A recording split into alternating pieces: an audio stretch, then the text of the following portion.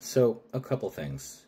First is this argument from the conservative side, the MAGAs, saying that, oh, well, if Kamala Harris has been vice president for 3 years, why hasn't she already done all of these things that she's promising to do if she becomes president? She has never been the president. She's been the vice president. Do you guys understand the power that a vice president has and what their role is? The vice president can't sign executive orders. The vice president can't veto things. The vice president can't sign a bill. The vice president essentially has no solitary power.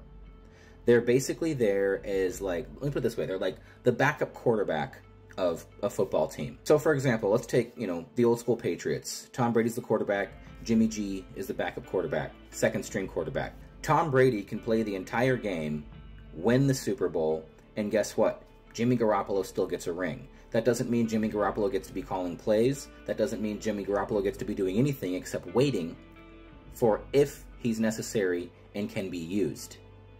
It's the same thing with the vice president. So the entire argument that Kamala Harris has had 3 years to accomplish all these things is absolutely worthless. She's never been the president. All she's ever been able to do is talk to the president. And we have no idea the extent of their private conversations. Who knows what she's been able to convince or not convince Joe Biden to do? We don't know. But it doesn't matter because she was never the president. So that is a bullshit bad faith argument to begin with. Conservatives and MAGA people are stuck on this mindset that it actually makes sense to blame Biden's presidency on Kamala Harris, but they're only doing it because now she's running for president. And they're doing it because they don't actually have a set of arguments or talking points to use against her because, again, she's been a second string quarterback and has not been able to do anything herself other than be the tie-breaking vote in the Senate. That has been the extent of her power as vice president. Her actual power has been literally to just be able to cast a vote to break a tie. Another thing is Kamala Harris has been a prosecutor essentially her entire career in several different forms. She's never been on the defense side of the law. The fact that she's been on the prosecution side means that she's likely been pro-police in a lot of ways. And the fact that Republicans are upset that liberals are actually rallying behind someone who has been the person upholding the law and putting people in jail and making them suffer the consequences of their actions, that should be something that Republicans, MAGA people, actually like. So then you have to break it down to why are they still trying to be upset at the fact that a bunch of liberals, people on the left, who were supposedly all about defund the police and Antifa and Black Lives Matter. Obviously I supported Black Lives Matter. And if I were to be able to explain it better, it would have been Black Lives Matter as much as everyone else. But conservatives interpreted Black Lives Matter as Black Lives Matter more than your life, which was never what it meant. And with defund the police, that's something I've never said. I have always been more so along the lines of refund the police. Obviously, police need money. I was never all about any of the arguments that were like, just get rid of all police departments. No. We need police. We need good police.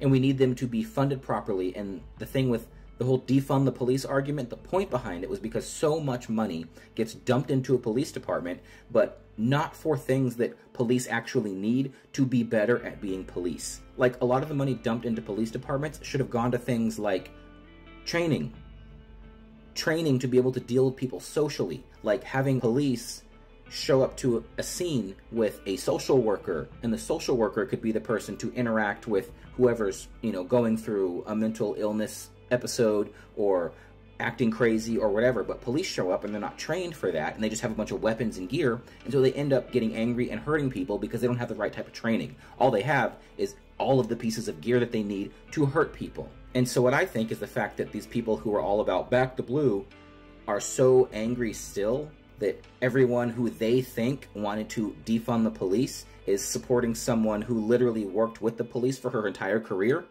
What the hell does that break down to? Racism and misogyny. Yeah. If Kamala Harris was a white woman doing the exact same thing she's doing right now, it would be much different. And that's the thing. So many things in this country come down to racism, bigotry, and misogyny. And that's what it is. That's the core. That is the absolute core. I don't give a shit if you tell me that I'm not right. It is. The proof is in the fucking pudding. I just literally explained it. The left is supporting someone who has been part of law enforcement her entire career. And Republicans are still mad. Why? And the last thing I want to talk about in this video is Donald Trump's argument that he won the last election.